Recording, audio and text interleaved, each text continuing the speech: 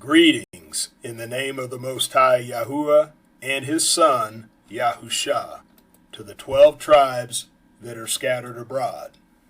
I am Brother Hiram, and in this video I am bringing to you part 2 of the series which I have entitled Put Away versus Divorce.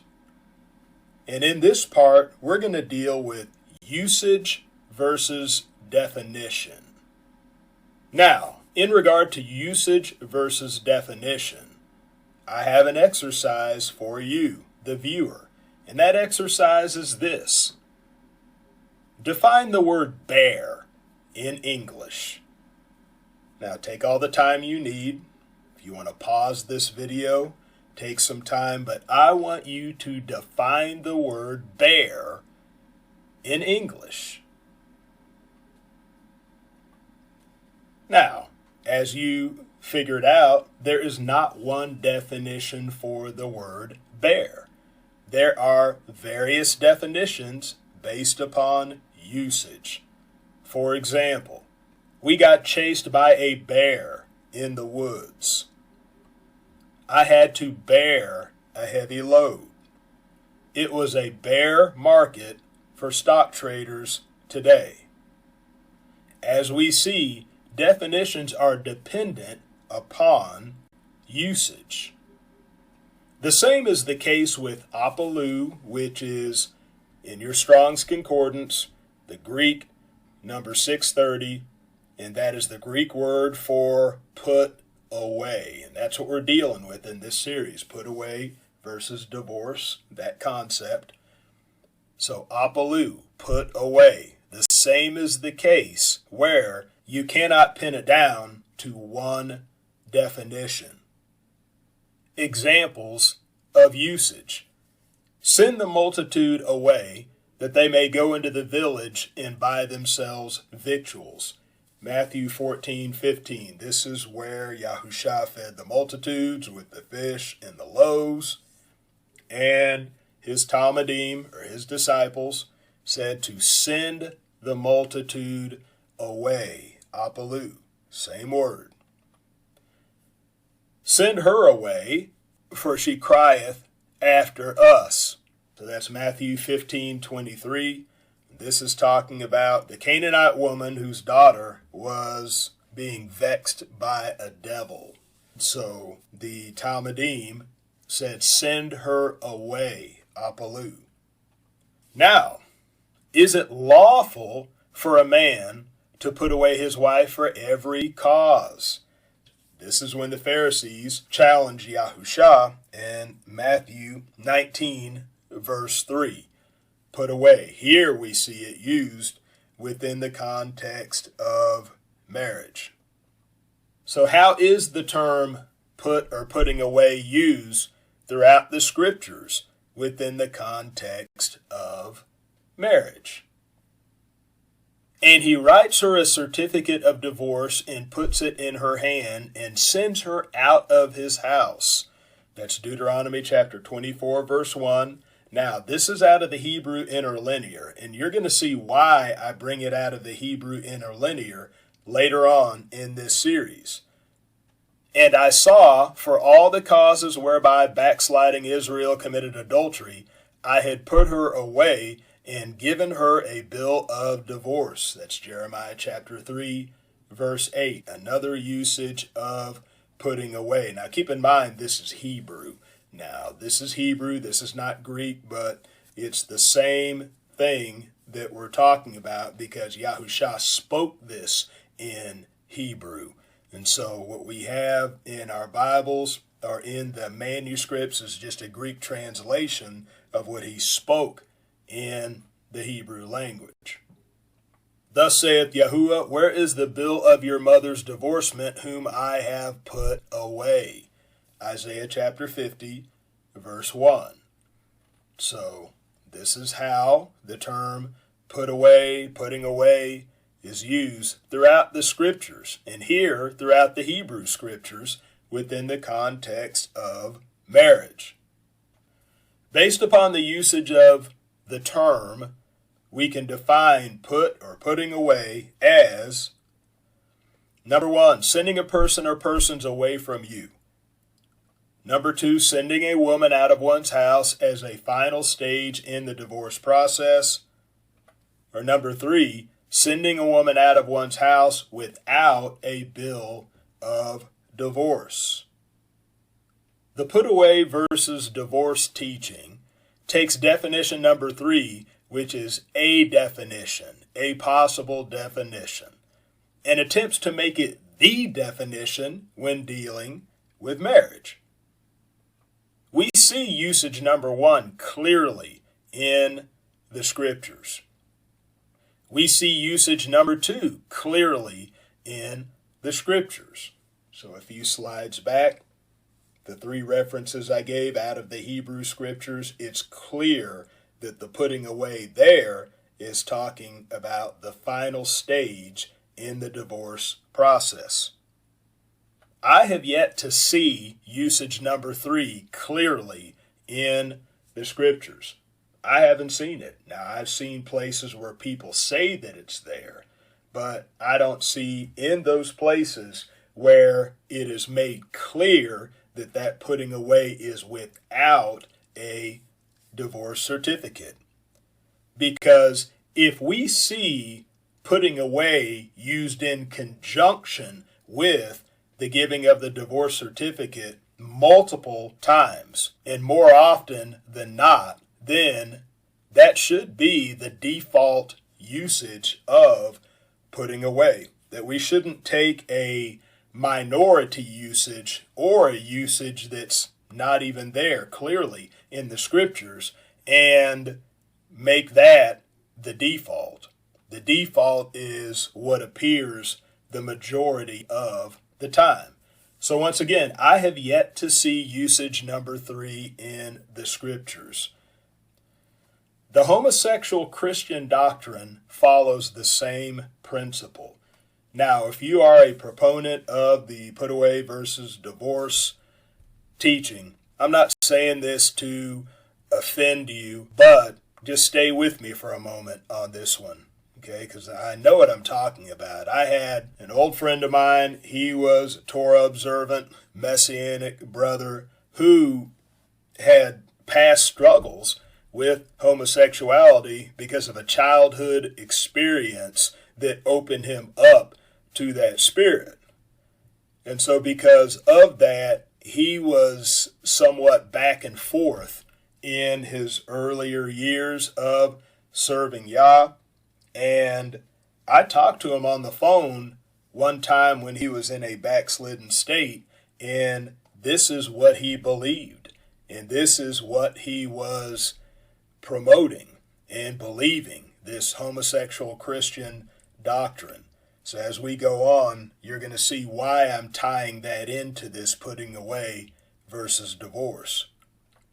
A definition of sodomite is male prostitute.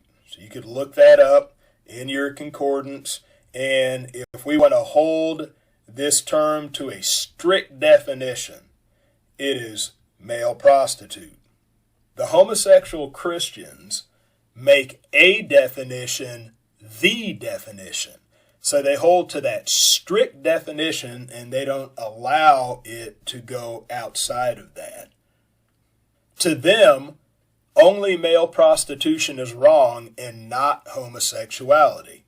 So if you're being promiscuous with your homosexuality or you're a professional male prostitute, then that's what the scriptures are condemning and not a loving, monogamous, homosexual relationship. This is what they teach. This is what they believe. This is what they teach, that only the promiscuous aspect of it is wrong, or only the professional aspect of it is wrong.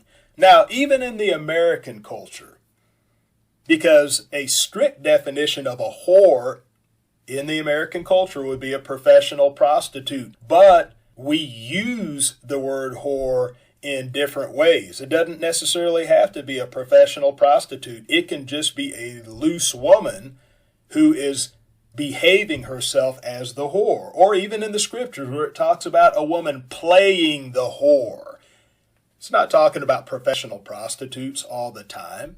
And so we have to look at the usage of the term and see this is what the homosexual Christians are failing to do, is they're failing to look at usage, and they want to hold to the strict definition of male prostitute in order to justify the sin of homosexuality. And so they're operating by the same principle as this put away versus divorce doctrine, where they take the strict definition of putting away without a divorce certificate, which I have yet to see clearly in the scriptures now, and they want to superimpose that upon every place in the scriptures where putting away is used.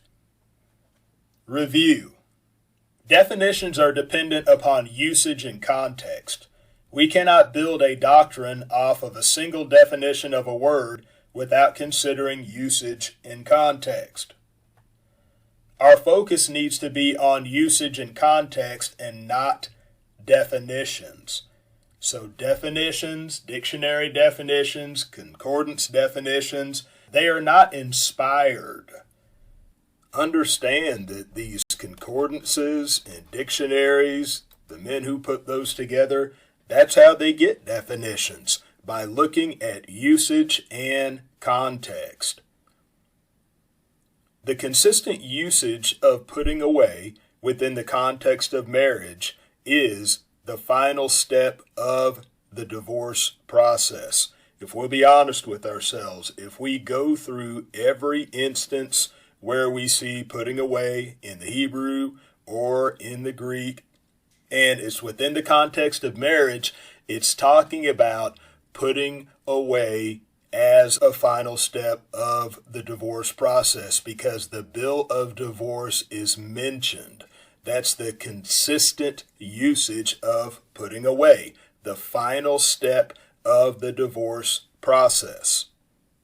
Building a doctrine off of a single definition without considering usage and context will result in reading a preferred interpretation into the scriptures rather than reading the true interpretation out of the scriptures. Challenge questions. Number 1, where do we see a clear example in the scriptures where putting away is used to describe a man sending his wife out of his house without a bill of divorce? Now, I will say, as I've said earlier, because the majority of the time when we see putting away in the scriptures, it is put there in conjunction with a bill of divorce, then that is the default. We don't make a minority appearance into the default. We make the majority appearance into the default, so that when we don't see the bill of divorce mentioned, we can't just automatically assume that it is a putting away without a bill of divorce. And so what I want to know is, where do we see clearly that there is a putting away and there is not a bill of divorce, even to be implied, where it specifically says that there's no bill of divorce, it's just a putting away? Where do we see a clear example of that in the scriptures? Number 2, is the word, whether Greek or Hebrew, for divorce ever used as a verb in the scriptures like we use it in American culture? So as you well know, in American culture, we would say he divorced her or she divorced him. And that's how we use the word divorce. But the question is how they use the word divorce in the scriptures, whether Greek or Hebrew. Where do we ever see it used as a verb in the scriptures? And I ask this because apparently those who teach the put away versus divorce doctrine, they say that put away is not the proper word to use for divorce.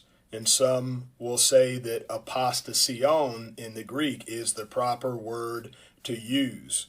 And so seeing that apostasion is the word for divorce, but the way it's used is to describe the bill of divorce, where do we ever see that word or its Hebrew equivalent used as a verb, if put away is not the right verb to use for the divorce process? Where do we see that?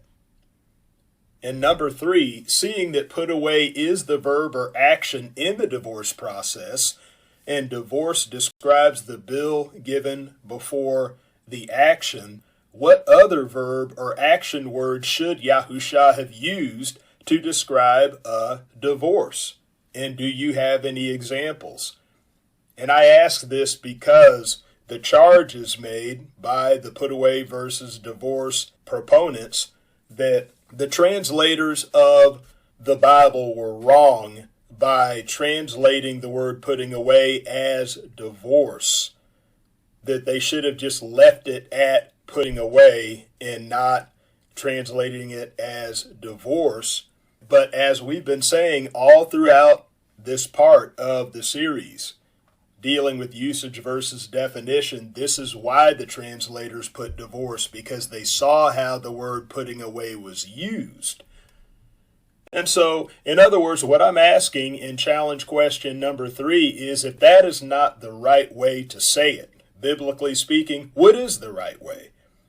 What should Yahusha have said if he meant, whosoever shall divorce a woman and marry another commits adultery against her, and the woman who divorces her husband and marries another, she commits adultery? If the way he said it is not the proper way, what is the proper way? What should he have said instead? And do you have examples elsewhere in the scriptures or the writings of it being said that way? This ends part 2 of the series, Put Away versus Divorce.